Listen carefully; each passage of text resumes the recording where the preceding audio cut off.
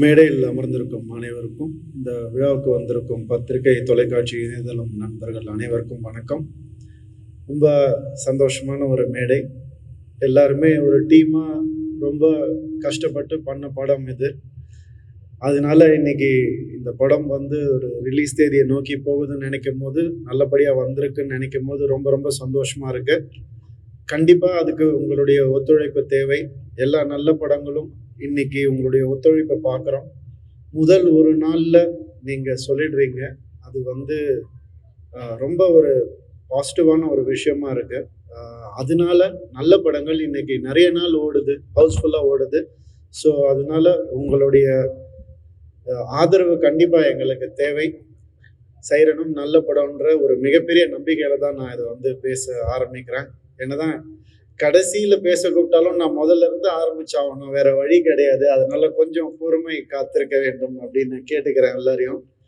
முதல்ல இந்த படம் ஆரம்பிச்சது வந்து இந்த மேடையில தான் பேச முடியும் நானு. எடிட்டர் ரூபன் அவர்கிட்ட இருந்து தான். ரூபன் வந்து அடங்கமறு படமும் எங்களுடைய ப்ரொடக்ஷனுக்கு, ஹோம் மூவி மேக்கர்ஸ்க்கு வந்து அனுப்பிச்சு வச்சாரு டைரக்டர் கார்த்திகை. அது வந்து ரொம்ப ஒரு மிகப்பெரிய ஹிட் ஆச்சு. அதே மாதிரி சைரன் டைரக்டர் ஆண்டனி பாக்யராஜ் வந்து எங்க ஆஃபீஸ்க்கு அனுப்பிச்சு வச்சிருந்தாரு. அப்போதான் எனக்கு புரிஞ்சுது, வந்து மற்ற ஹீரோஸ்க்கு அனுப்பிச்சிருக்காரான்னு எனக்கு தெரியல. எனக்கு அனுப்புறாருன்ற பெரிய நம்பிக்கையில், எனக்கு மட்டும்தான் அனுப்புறாருன்ற பெரிய நம்பிக்கையில் நான் இருக்கேன்.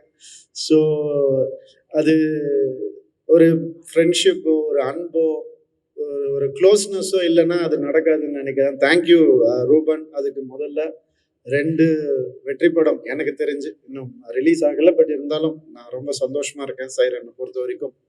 அண்ட் ரூபன் வந்து எப்பவுமே ஒரு ஃபேமிலியா கூட இருந்து சில நல்லது கெட்டது பேசிப்பாரு. அண்ட் எனக்கு மட்டும் இல்லை, அவர் வந்து டைரக்டருக்கும் ரொம்ப க்ளோஸ். அதனால எது அவருக்கு சொல்லணும், எது சொல்லக்கூடாது, எது பேப்பர்லயே கட் பண்ணணும் அப்படின்ற வரைக்குமே அவர் வந்து அவர் கைட் பண்ணியிருக்காரு. ஸோ அந்த ஒரு சப்போர்ட் இருக்கிறதுனால அவர் ஆரம்பிச்சு வச்சாரு சைரனை. அதுக்கப்புறம் வந்து இது வந்து ஒரு ப்ரொடியூசர் கிட்ட நாங்கள் எடுத்துட்டு போனோம்னு நினைக்கும் போது கண்டிப்பா அம்மான்னு தான் சொல்லணும் அவங்கள. அவங்க பொண்ணுக்கும் எனக்கு 2.5 வயசு தான் வித்தியாசம். ஸோ எனக்கும் அம்மா மாதிரி தான் அவங்க, சுஜாதா அம்மா. அவங்க வந்து இந்த படத்தை வந்து விடவே இல்லை. கதையை கேட்டுட்டு நான் கூட கேட்டு பார்த்தேன் அவங்க கிட்ட. இன்னொரு ப்ரொடியூசர் கேட்குறாங்க, இந்த கதை கொஞ்சம் நான் வேணா எடுத்துட்டு போட்டோமான்னு. ஆக்சுவலா சொத்து கேட்டா கூட கொடுத்துருவாங்க அவங்க. கதையை கொடுக்கவே இல்லை கடைசி வரைக்கும்.